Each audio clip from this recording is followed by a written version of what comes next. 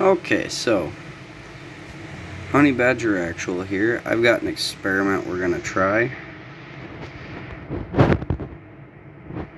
We have a citadel over there. And we're gonna see if along the line here, whereabouts the end of interdiction is.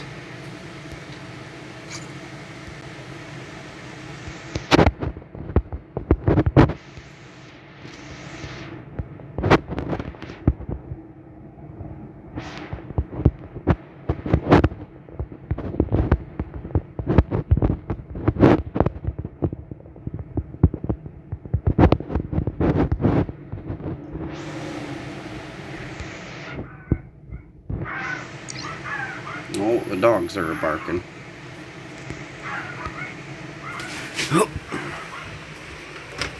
No, hush. Fussy dogs barking at a delivery truck for no reason.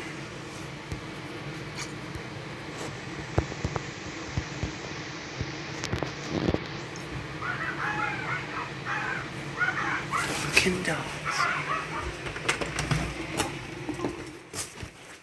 That's enough. We're done barking.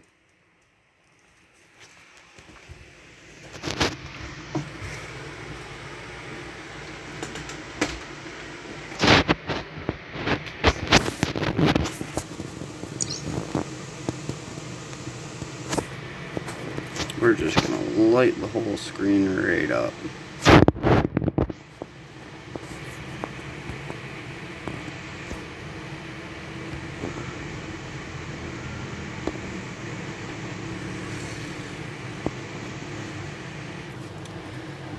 Oh, we're about 1,000 off the gate. We're gonna get 500 off the gate, not 1,000. We're gonna get close to 1,000 off the gate before we finish the trial. We want to do 2 different tests. Sorry about if there was any background noise. The first test is gonna see if he hits the close-in bubble.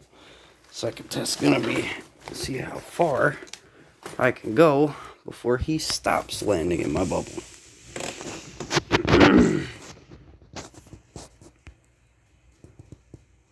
Here we hit the first one at 500.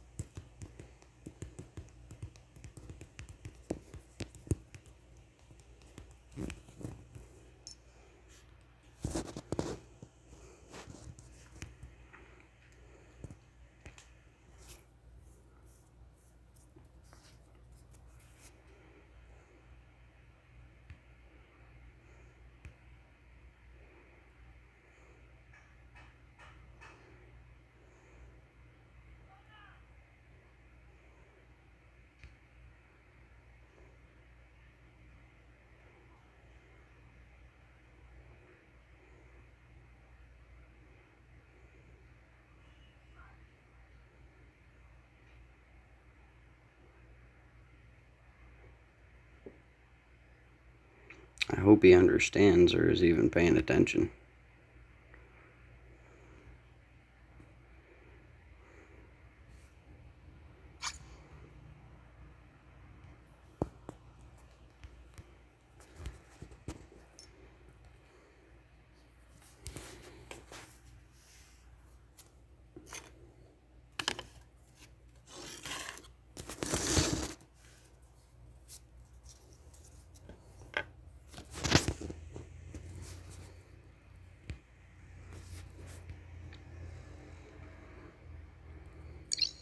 Alright, just about at 1,000.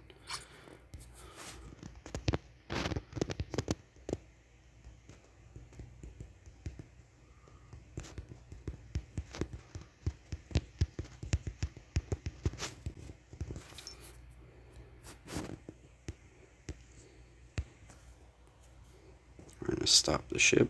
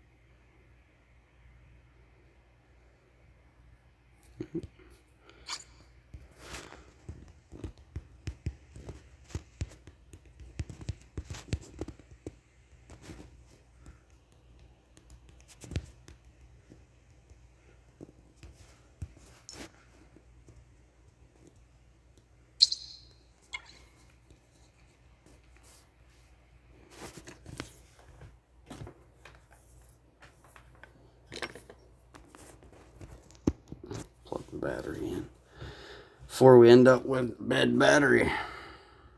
Don't need that.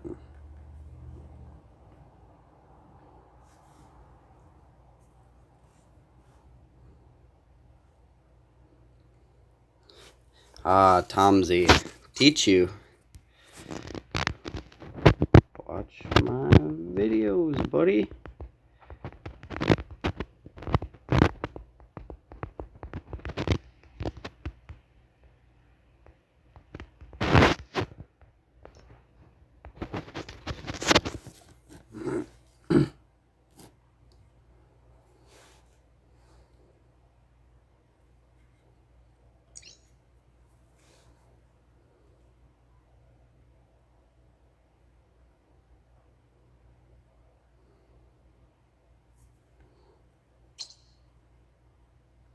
Seem to have some kind of a UI bug where my distance doesn't actively update unless I have the targets highlighted or something. Some kind of a weird bug's going on.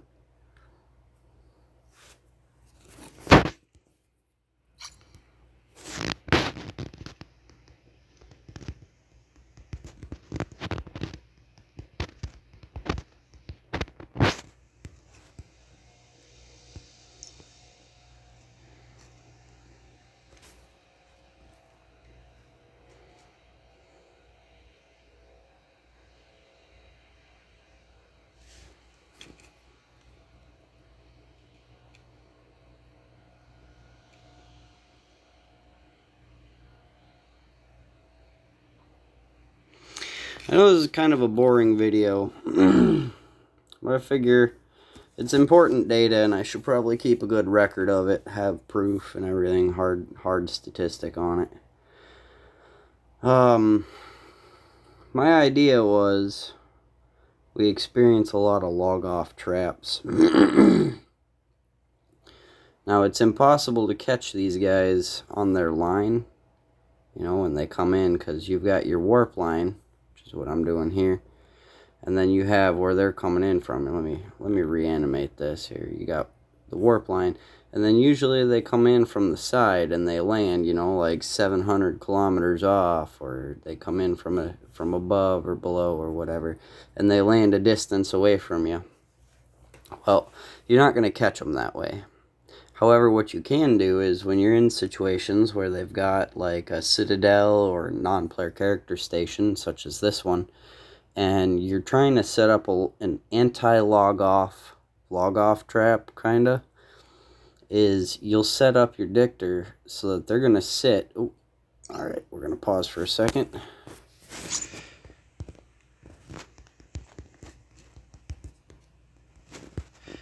Give Mike the signal. I know we had 100 kilometers beyond, but you know what? If it'll pick them up at 1600, it'll pick them up at 1500.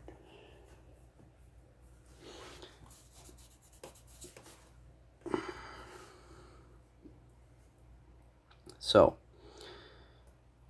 what you're going to do is you're basically, a lot of these groups, they'll go and they'll hide at non-player character stations because it's a place where they can play some station games and try and get their log-off traps and everything. And they'll send out scouts ahead of themselves before they log in their whole group. And that's where having somebody paying attention comes in handy. When you got a dictor, you got a dictor scout. Oh, he skated right through it.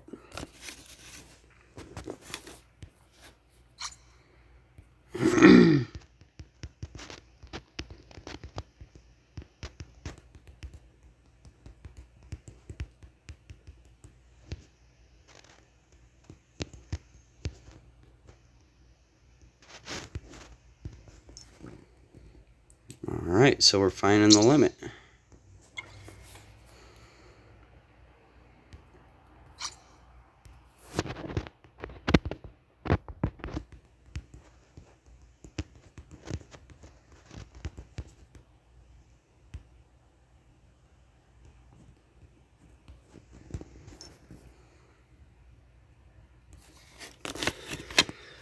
But the whole point is, you'll be able to set up a log-off trap, an anti-log-off trap, so that if they do log back in and they send their scout out, their scout goes by you, and then you see a local spike, you know that their whole fleet just warped in.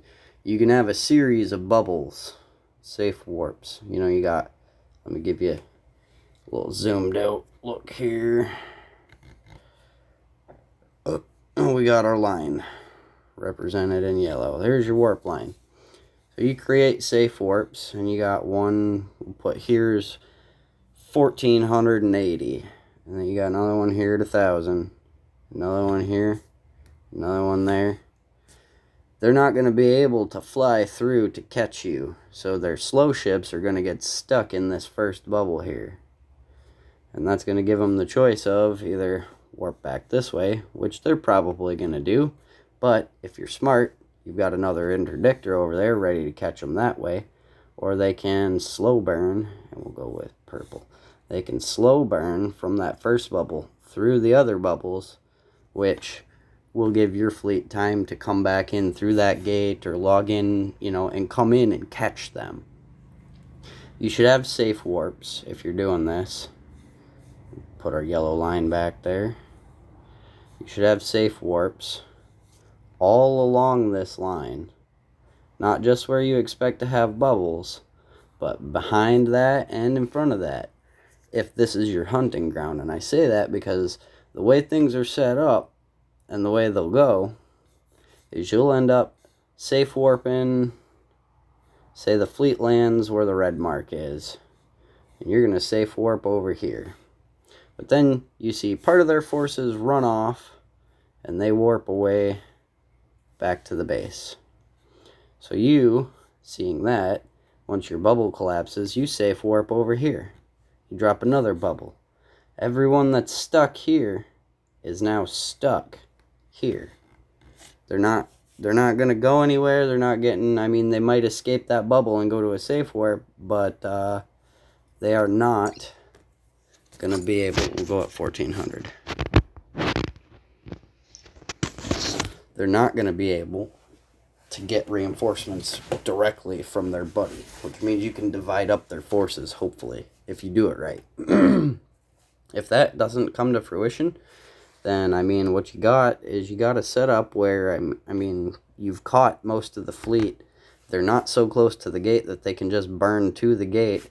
And if you got forces coming, or you got multiple interdictors, let's see if he catches. So you got multiple interdictors flying here. You got your primary catch guy, and then you got another guy. Yeah, see at 1400 he skated right through. You got another guy back there. So now if they do burn through your bubble and try and run the gate, they're going to hit the other bubble.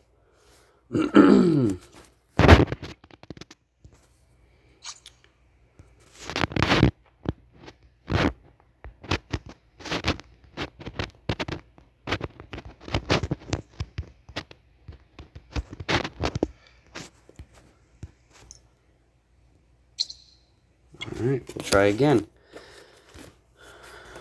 I just want to ask him to make, okay, I'll make sure he's coming from the Citadel and not another point in space.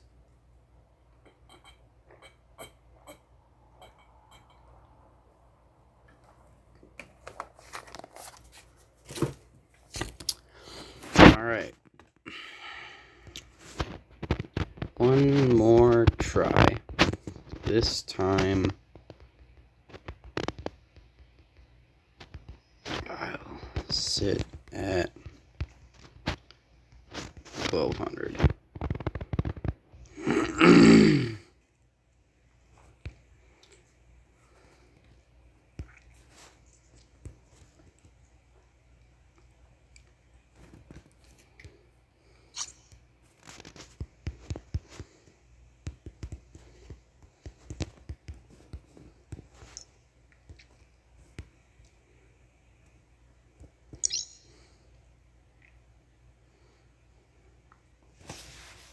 Because I think part of it is it depends on whether or not you can see them on the grid, like on your UI grid.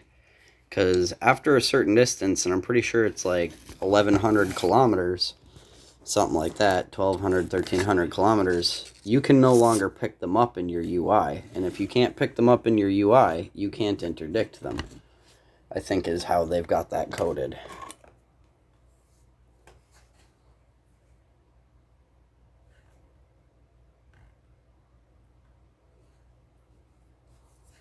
Yeah.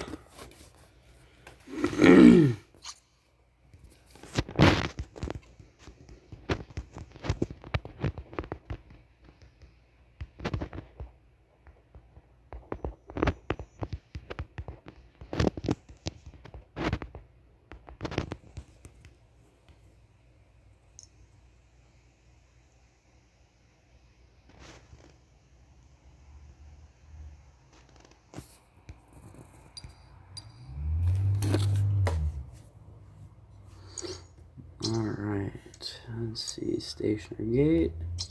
We're going to approach that. We're at the 1200 bubble.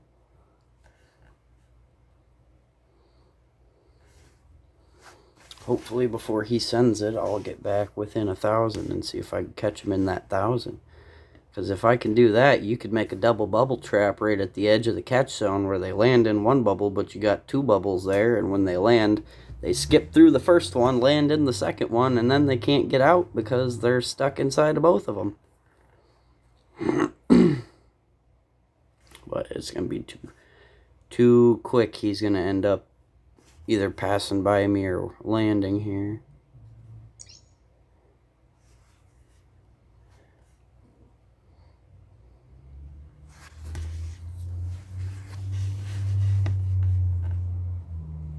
Yeah, he skated right by. So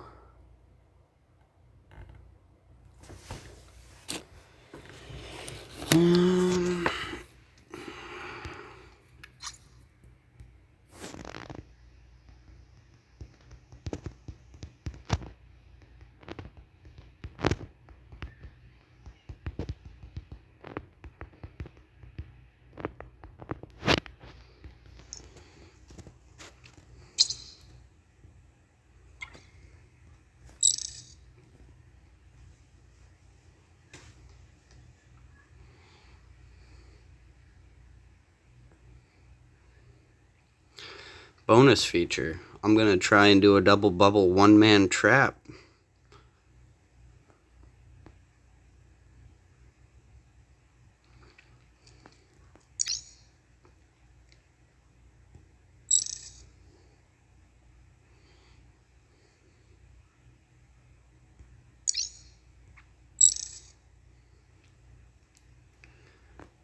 Alright.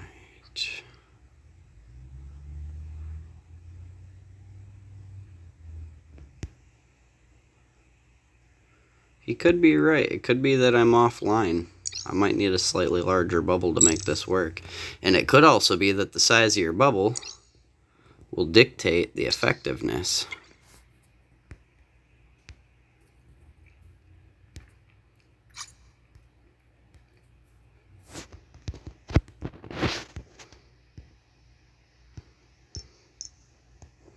I wanted to get within 1,000 kilometers of the gate. Sorry.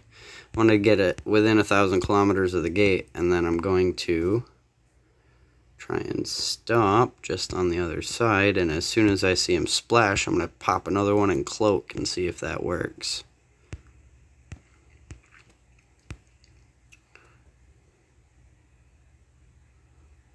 Looks like he went over it, he says. Yeah, and a lot of that is making sure that you've got your line lined up properly. Is he going to skate by me? Nope. Boom. Oh. Gotta remember that once you pop the bubble, you have to move off of the bubble to cloak.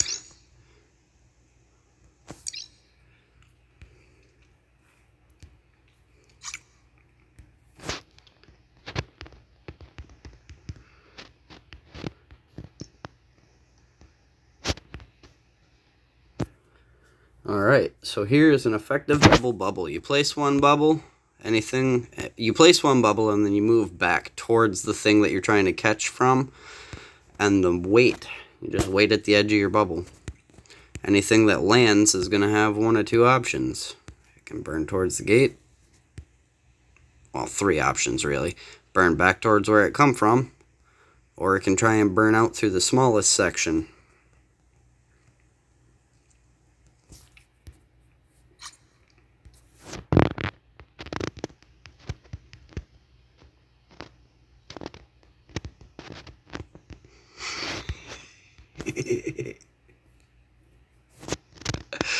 Anyway, this has been Honey Badger. We tested out the maximum distance that a bubble, light interdictor bubble, can be effective, and we're good to go. I hope you guys enjoyed the video, and I hope it was informative.